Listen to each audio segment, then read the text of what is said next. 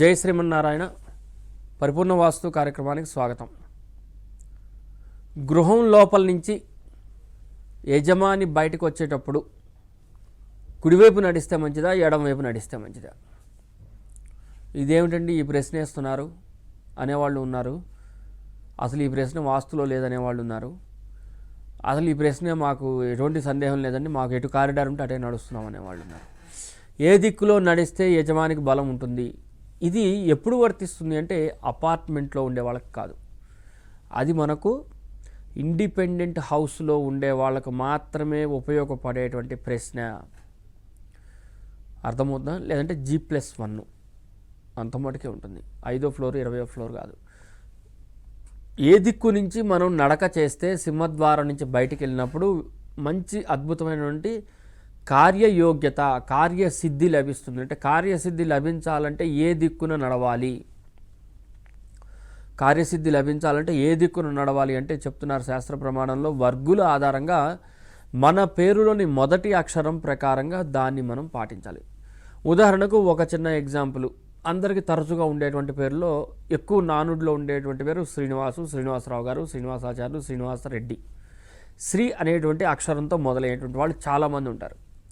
ఈ శ్రీ అనేటువంటి అక్షరంలో మొదలయ్యేటువంటి వ్యక్తులు, స్త్రీలు కానీ పురుషులు కానీ పిల్లలు కానీ, శ్రీవత్సల కానీ, శ్రీ శేషశయ్య కానీ, ఇట్లా ఏదైనా కానీ, శ్రీలత కానీ, శ్రీనాథ్ కానీ, ఇట్లా ఎవరైనా కానీ ఈ శ్రీ అనేటువంటి అక్షరంతో మొదలయ్యేటువంటి వాళ్ళు ఏ దిక్కులో నడిస్తే విశేషమైనటువంటి ఫలితాలు ఉంటాయి, ఫుల్ పాజిటివ్ ఎనర్జీ కావాలి అంటే ఎట్లా చేయాలంటే, శ్రీ అంటే మనకు అక్కడ సకారము, రకారము, ఈకారము, ఈ వర్గుల ఆధారంగా మొత్తం 8 రకాలైనటువంటి వర్గులు మనకు మహర్షుల ద్వారా తెలియజేయడం జరిగింది.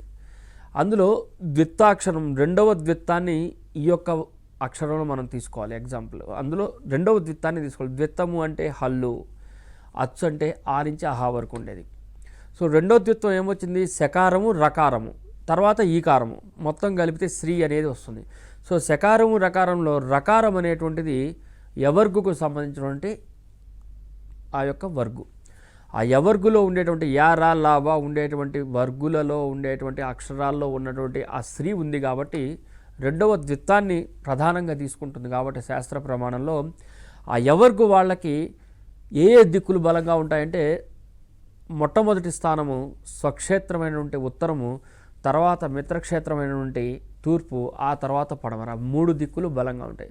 కాబట్టి ఈ శ్రీ అనేటువంటి అక్షరం వాళ్ళు సింహద్వారం నుంచి బయటికి వెళ్ళేటప్పుడు ఉత్తరాన్ని చూస్తూనే నడవాలి, తూర్పు చూస్తూనే నడవచ్చు, పడమరకైనా వెళ్ళచ్చు. ఒక్క దక్షిణంకి మటుకు వెళ్ళరాదు. దక్షిణం దిక్కు బలం తక్కువ ఉంటుంది, నెగిటివ్ ఎనర్జీ ఉంటుంది. ఎందుకు అంటే అది శత్రుస్థానం కిందకి వర్తిస్తుంది కాబట్టి శ్రీ అనేటువంటి అక్షరం వాళ్ళు తూర్పు సింహద్వారం కానీ ఉత్తర సింహద్వారం కానీ ప్రదానం చేసుకోండి. ఉత్తరం, తూర్పు, పడమరలో వెళ్ళే విధంగా మనం రైట్కి కానీ లెఫ్ట్కి కానీ టర్న్ అవ్వండి. ఆటోమేటిక్గా డెఫినెట్గా వాళ్ళకి మంచి ఫలితాలు ఉంటాయి. కొంతమందిని చూస్తుంటే పడమర సింహద్వారంలో ఉన్నామంటే మేము దక్షిణానికి నడుస్తున్నాము, 3 ఏళ్ల నుంచి ఇంట్లో ఉన్నాక ఇక్కడికి వచ్చిన తర్వాతనే మాకు ఇబ్బందులు మొదలైనవి అంటుంటారు.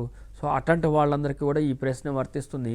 శ్రీ అనేటువంటి అక్షరం ఉండేటువంటి వాళ్ళందరూ కూడా తూర్పు, ఉత్తరాల సింహద్వారం ఉంటూ ఆ 3 దిక్కులు చెప్పిన 3 దిక్కుల ప్రకారంగా మనం నడక చేస్తే మంచి ఫలితాలు ఉంటాయి. ఈ విధంగా ప్రతి వారు కూడా వారి పేరులోని మొదటి అక్షరం ప్రకారంగా ఆ దిక్ ప్రమాణాన్ని సూచిస్తూ వర్గుల ఆధారంగా గృహం నుంచి బయటికి వెళ్ళేటప్పుడు ఆ యొక్క ప్రమాణాన్ని పాటిస్తే మంచి ఫలితాలు వస్తాయి.